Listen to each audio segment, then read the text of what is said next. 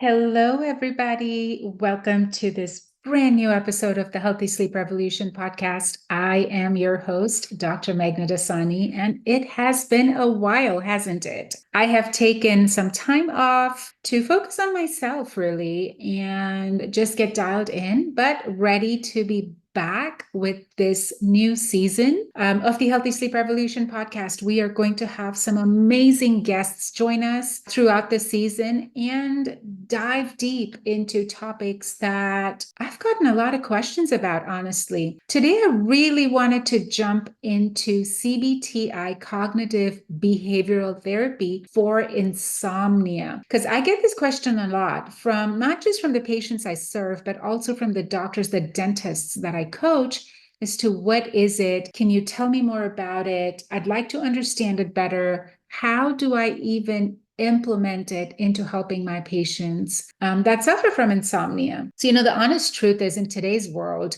as fast-paced as it is, a good night's sleep often feels impossible to achieve. And especially so for those of our patients that suffer from insomnia. Now, insomnia is a condition that is characterized by either a difficulty in falling asleep or staying asleep. And for some, it could be both. It is the number one sleep disorder in the world, and it affects millions of people globally. But what is more important is the cascade of physical and mental health issues that it releases onto those that suffer from it. And for those that struggle with insomnia, with sleepless nights, it sometimes becomes very hard to find an effective solution. And that is one of the most important things, right? But what I've found is, in working with the sleep MDs that I work with, the specialists, the neurologists that I work with, is that, and some of the incredible guests I've had on previous episodes of this podcast, is cognitive behavioral therapy for insomnia, CBT-I. This is a structured program that actually helps these people, these individuals, identify as well as replace the thoughts and behaviors that contribute to their sleep problems. So in today's episode, we're going to dive into the nuances of CBT-I. We're actually going to try and understand insomnia, its causes, its impact on our overall health. And then we're going to explore the principles behind CBT-I. How does it work? What are its benefits?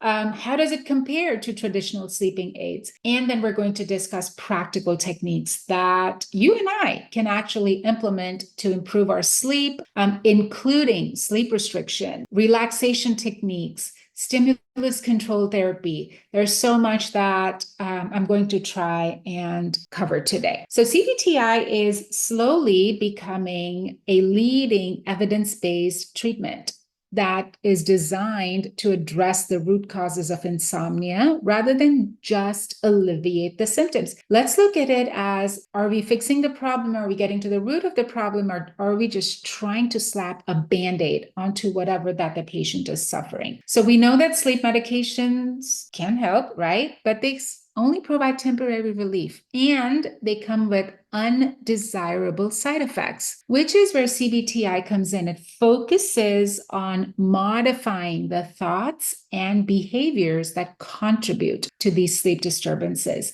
That is why this approach has gained traction among healthcare professionals, sleep specialists, and even patients. So CBT-I has a set of principles of cognitive behavioral therapy, which is used to manage various mental health conditions, including anxiety, depression. And by applying these principles, CBT-I aims to target those misconceptions and those maladaptive behaviors. So the structure of CBT-I has several components, right? The first and foremost is education about sleep hygiene, cognitive restructuring, behavioral interventions.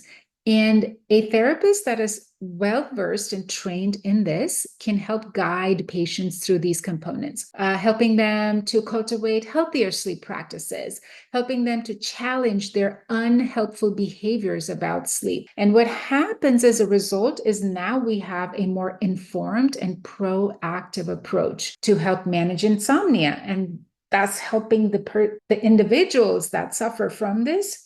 We're helping them take control of their sleep health. So let's get into the basics of insomnia first, right? Let's understand what it is that we're trying to help. Insomnia is, as I mentioned earlier, the most common sleep disorder that can have a profound impact on an individual's daily life. If you've ever battled insomnia, you know what I'm talking about. If you haven't, think about being jet lagged, not knowing or not being able to fall asleep and all of the repercussions that come with it, right? So it's characterized by difficulty falling asleep, difficulty staying asleep, waking up too early, or not being able to go back to sleep. So all of us have at some point, occasionally experienced these sleepless nights.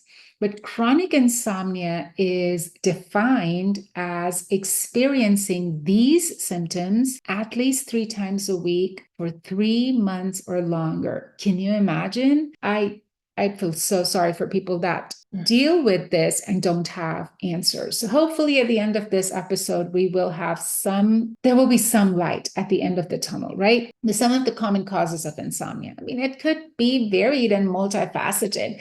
It could be psychological factors such as anxiety, depression, stress, somebody that is worried or extremely overwhelmed, and is just isn't able to unwind at night. Then there could also be medical conditions, those that are in chronic pain, those that have GI problems, sometimes patients with asthma, diabetes, all of those can interfere with sleep. But what's more important is that sometimes the medications that are used to treat such conditions can also have insomnia as a side effect. Then there are lifestyle choices like poor sleep hygiene, just irregular sleep schedules, excessive screen time before bed, or consuming caffeine or alcohol. All of this can contribute to sleep difficulties. There's also environmental factors such as noise, light, or uncomfortable sleeping conditions. All of this can disrupt sleep. Changes in environment, traveling, moving to a new home, moving to a new city for a job, for a project. All of this can also impact your ability to sleep well. And then lastly, there's age. As people age, they experience changes in their sleep architecture, which then leads to more fragmented sleep, and they're just increased susceptibility to insomnia. The impact of insomnia on health and quality of life is huge. Chronic sleep deprivation can actually lead to a variety of physical as well as mental health issues, including cognitive impairment, right? It can affect concentration, memory, decision-making abilities, and all of this can make day-to-day tasks very challenging. There's emotional distress. Lack of sleep is closely linked to increased irritability, mood swings, a heightened risk of anxiety and depression, various health conditions, hypertension, cardiovascular disease, obesity, diabetes, and then a decreased quality of life. The cumulative effects of insomnia can lead to a diminished overall quality of life. It impacts our work, it impacts our relationships, as well as our personal well-beings. And then, of course, we know that sleep-deprived individuals are at a higher risk for accidents on the road, in the workplace, due to an impaired reaction time. There's also reduced awareness. So let's get into CBT-I and how it works.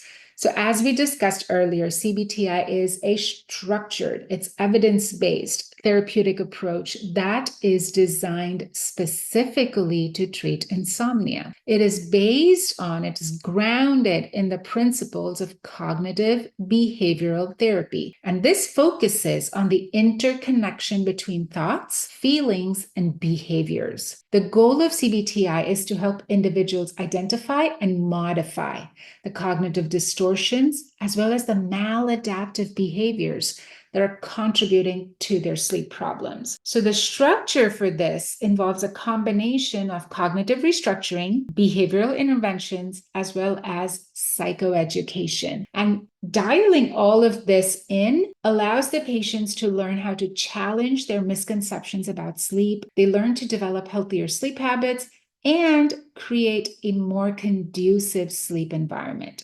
How is it done? It's usually group sessions or one-on-one therapy sessions with trained professionals. There are also some self-help resources and online programs that are also available if there are patients that want more flexible approaches. So what are the key components of CBT-I? Step one is assessment, right? We always want to begin with an assessment of what are the patient's sleep habits? What are their sleep patterns? Is there any medical issue that's underlying or any psychological issue that's underlying? So this may look like a sleep diary to track your quality of sleep, your duration of sleep, or any factors that may be influencing sleep. Then the next step is psychoeducation, basically getting education about sleep physiology, what does a sleep cycle look like, and the importance of good sleep hygiene. So understanding how sleep works can empower individuals to make changes that promote better sleep. Then we get into cognitive restructuring.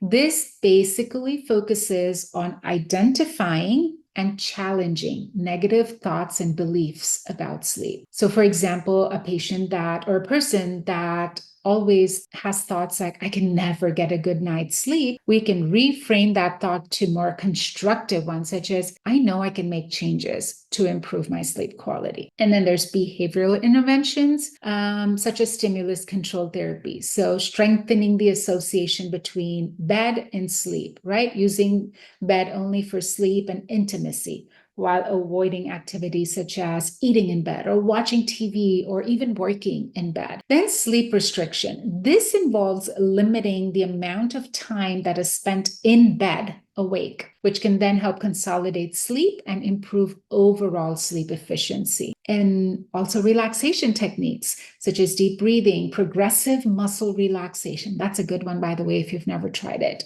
Or mindfulness meditation to reduce anxiety, but also promote a sense of calm before bedtime. And then lastly, follow-up and maintenance. Always, always important. After those initial appointments or sessions, follow-up appointments to monitor progress, also reinforce the skills that may be learned during therapy. All of this is going to help ensure long-term success in maintaining healthy sleep patterns. So the benefits of CBT-I these are long-lasting effects, unlike a prescription sleep aid, which may only provide temporary relief. There are no side effects because there's no drugs involved in this. There's no pharmacological intervention. So there's no side effects. There's no grogginess.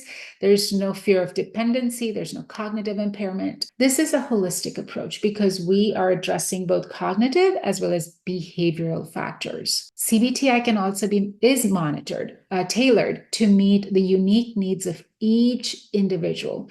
So it's suitable for diverse population, including older adults, those with chronic pain, or somebody that may have comorbid mental health conditions. And then lastly, it's evidence-based. So extensive research supports the efficacy of CBT-I. There's been meta-analyses that indicate that it is effective in reducing the symptoms of insomnia, also helps to improve sleep quality across various demographics. So we know that there's potential. We've seen the potential as a transformative solution for those that are battling insomnia. What are some of the ways in which you can actually implement the CBT-I techniques? Again, make sure you're working with a trained therapist, someone that has extensive training, has worked with patients. But some of the techniques that are designed to enhance sleep quality that integrate CBT-I is a stimulus controlled therapy, right? So going to bed only when you're sleepy, only when you're genuinely tired, instead of, oh, it's so-and-so o'clock, now I have to go to bed, or I'm bored, so I'm just going to go to bed.